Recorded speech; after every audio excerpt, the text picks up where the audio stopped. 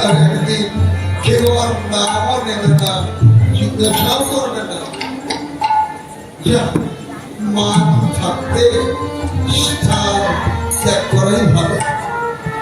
যারা বুদ্ধিমান, যারা আজও এখনো মান থাকতে স্থান ত্যাগ করে, তাই শোনা মনে ভাবছে যা আমি আর জগতে থাকবো না, লোকের নিকটে তুচ্ছ হওয়ার চেয়ে আমার এই জগৎ ছেড়ে চলে যাওয়াই ভালো। তাই এমনিতে তো প্রাণ যাবে না, প্রয়োজনে আমি আত্মহত্যা করব, তবু মান থাকতে স্থান ত্যাগ করব। তাই কি করেছে? অনুতাপে নিজ তনু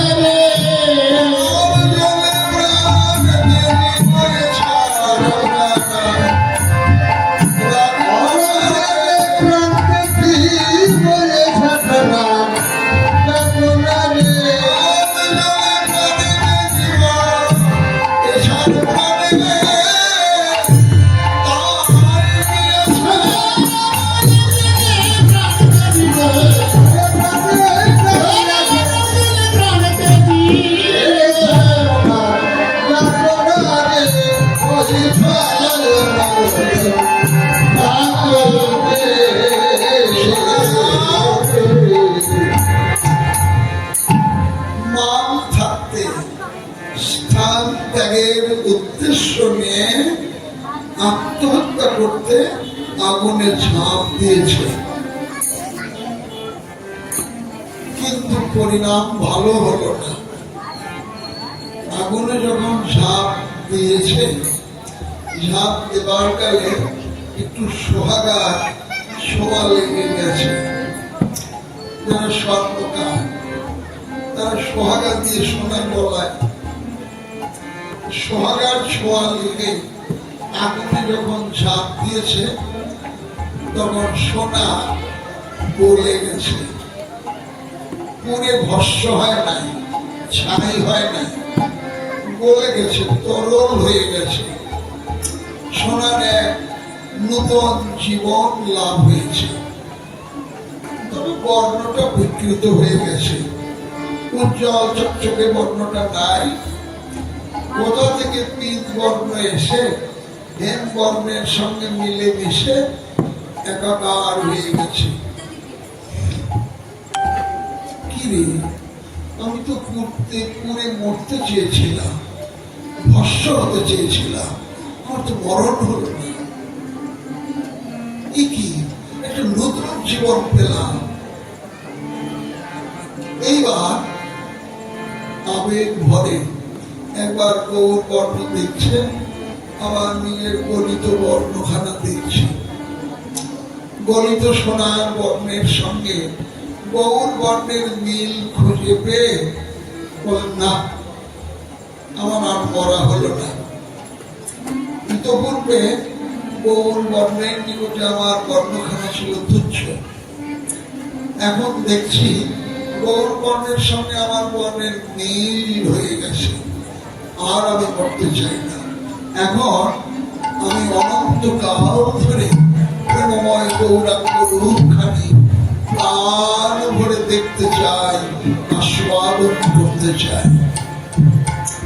কথাটির দর্শনগত তাৎপর্য হলো এই, জগতে যাদের সোনার মতো আত্ম অভিমানে বুক ভরা, অহংকারে বুক ভরা, সুকঠিন চিত্ত, ভগবত বহির্মুখতা, অন্তর পরিপূর্ণ, এখন কোন ক্রমে সাধু সঙ্গ করে হোক, তীর্থ পর্যটন করে হোক, গ্রন্থ অধ্যয়ন করে হোক, জন্ম জন্মের স্বীকৃতির ফলে হোক, চরিতামৃত বললেন মহৎ কৃপা বিনা কোন ভক্তি সহ্য নয়। কৃষ্ণ ভক্তি দূরে রহু, সংসার না হয় ক্ষয়। যে কোনো কারণে হোক, কিংবা লৌকিক জগতের যারা আপনজন, তাদের দ্বারা আঘাত পেয়ে ক্ষত বিক্ষত হৃদয় হয়ে যে কোনো ভাবে একবার যদি কারো অন্তরে অনুতাপের আগুন জ্বলে, হায় হায় কার জন্য কি করলাম, গোবিন্দ দাসের ভাষায় শীত আতপ বাত বরিখন এ দিন জাদিনি জাদিরে বিফলে সেরেনু কৃপণ দুরজন চাবল সুফলব লাগিরে। দিন নেই, রাত নেই, আহার নেই, নিদ্রা নেই, শ্রান্তি নেই, ক্লান্তি নেই, শীত নেই, গ্রীষ্ম নেই, সারাটা জীবন যাদের জন্য তিন করে ব্যয় করে দিয়েছি, আজ তাদের কাছে আমি নিগৃহীত, অবাঞ্ছিত। কি করলাম সারা জীবন? এমন অনুতাপের আগুন যখন বুকে জ্বলে, ওই সময় যদি সাধু সুন্দর সুহাগার পরশ পায় কেউ, তাহলে তার অন্তরটা সোনার মতোই বলে যায়, তরল হয়ে যায়। তখন ভাবনা হয় একমাত্র ভগবানের সাথে জীবের মৃত্যুকালের সম্বন্ধ। ভগবানই অনন্ত কোটি জগৎ জীবের একমাত্র আশ্রয়। জগতের সব আশ্রয় ভেঙে যায়, জীবকে আশ্রয়হীন হতে হয়, দুঃখের পারাবার থাকে না। যে চরণ আশ্রয় করলে, যে আশ্রয় কোনদিন ভাববার নয়, যে আশ্রয় মৃত্যুকালে, শাশ্বতকালে, যে আশ্রয় একবার গ্রহণ করলে কোটিকাল কল্পে জীবকে নিরাশ্রয় হতে হয় না। হে ভগবান, আমি তোমার চরণে সমর্পিত প্রাণ, বিদগ্ধ চিত্তে অনুরাগ ভরে আরতি ভরে যদি কেউ আত্মনিবেদন করে, আমি তোমার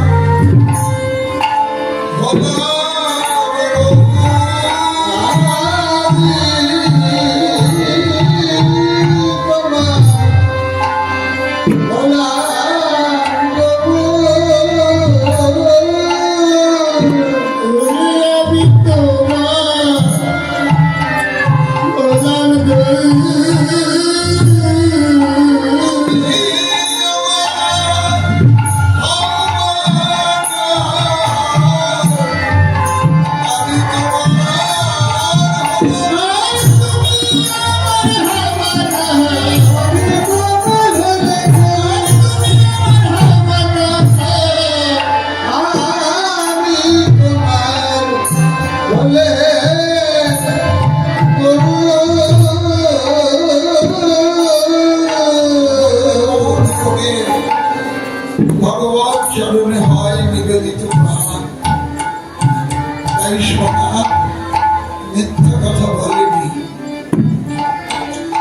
তনুজারি ফসল সম করাইতে নিজ তনুজারি ফসল সম করাইতে রে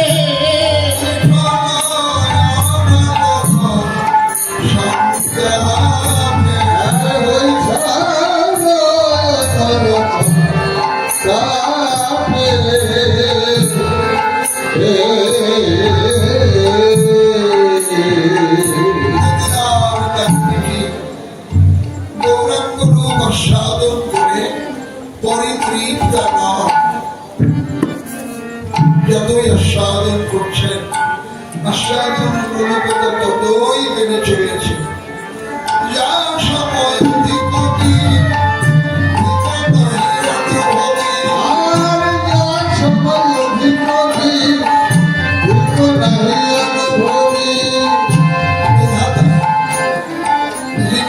সৃজনকারী তাহা মনে করি সেই সৃজনকারী বিধাতার যাই বলি অনুপকনবা বিধি করে ছিল।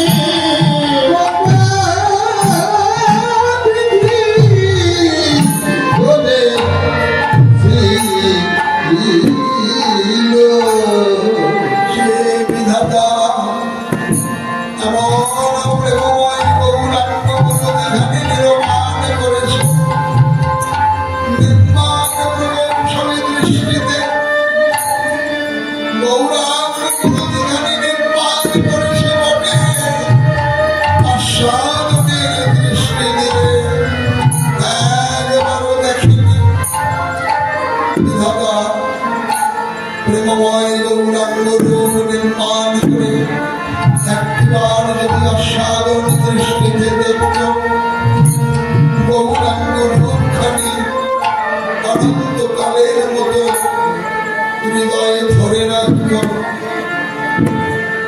তাই যা সবাই